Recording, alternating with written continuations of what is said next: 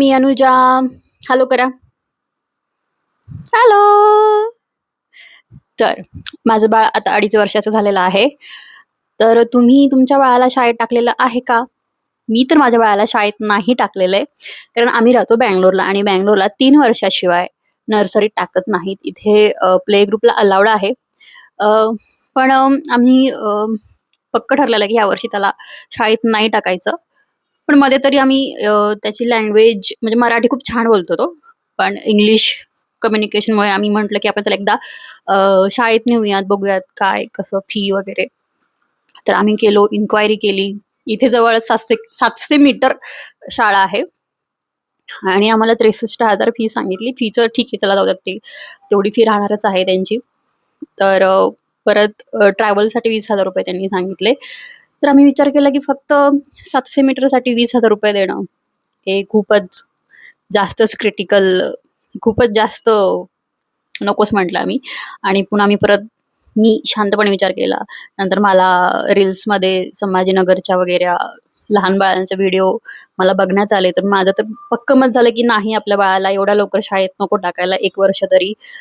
कारण की एकतर सगळ्यात महत्त्वाचं पडतं ते लँग्वेज. आणि तो अजून सेन्सिटिव्ह आहे खूप. त्याला आई-बाबांची प्रचंड सवय आहे.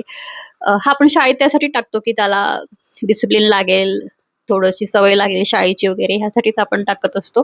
पण शाळेत जाण्यासाठीच्या जे काही आवश्यकता लागते, म्हणजे शी-सू असेल किंवा स्वतःच्या हाताने जेवण करणं असेल, खेळणं असेल एकटं, अभ्यास करणं असेल एकटं, ह्या गोष्टी तो ऑलरेडी घरातच करतो. तो छान ABCD मी त्याला शिकवलेली आहे. तो छान डॉट त्याला मी काढून देते आणि त्याच्यावरून तो छान अक्षर गिरवतो. त्याला पेन पकडता येतो. तो स्वतःच्या हाताने छान खातो, सगळं खातो. त्यामुळे माझं तरी असं मत की शाळेत टाकायची घाई नकोच करायला. आपण कुठे गेलो होतो शाळेत एवढ्या लहानपणी? आपल्या वेळेस कुठं होतं तेव्हा नर्सरी वगैरे. त्यांच्या बऱ्याच गोष्टी मानसिकरित्या ते तितके तयार झालेले नसतात.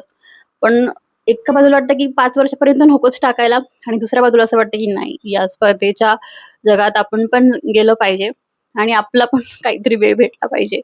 त्यामुळे यावर्षी तर आम्ही त्याला शाळेत नाही टाकत आहे. आम्ही त्याला पुढच्या वर्षी नर्सरीत नक्कीच टाकणार आहोत.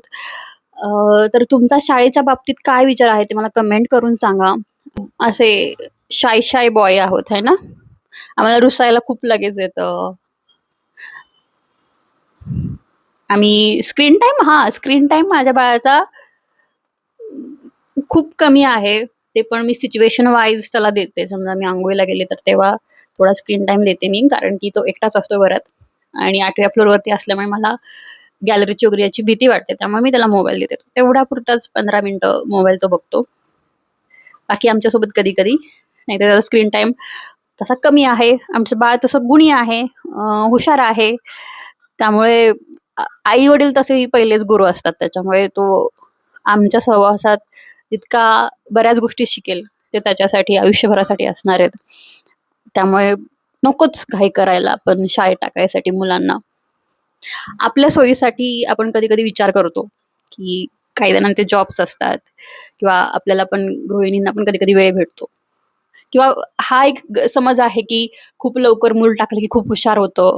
खूप त्याला पटपट गोष्टी येतात. असं काहीही नसतं. हा सगळा भ्रम आहे, गैरसमज आहे. त्यामुळे आमचं बाळ तर ह्यावेळी शाळेत नाही जाणार. कधी जाणार स्कूलला तू? पुढच्या वर्षी जाणार? पुढच्या वर्षी जाणार. आणि मला असं वाटतं की शाळेसाठी पैशाची ओढाताण करण्यात, त्यांच्याही मनाची ओढाताण करण्यात काहीच गरज नाहीये. ते ज्या फ्लोमध्ये जातील, जसं जातील तेच योग्य आहे त्यांच्यासाठी आणि आपल्यासाठी. मी त्याला कधीच कुठल्या गोष्टीसाठी शिकण्यासाठी फोर्स करत नाही. त्याला जसं जमेल, त्याला तसं आवडेल, त्याचा जसा मूड असेल तसं मी त्याला मोल्ड करते.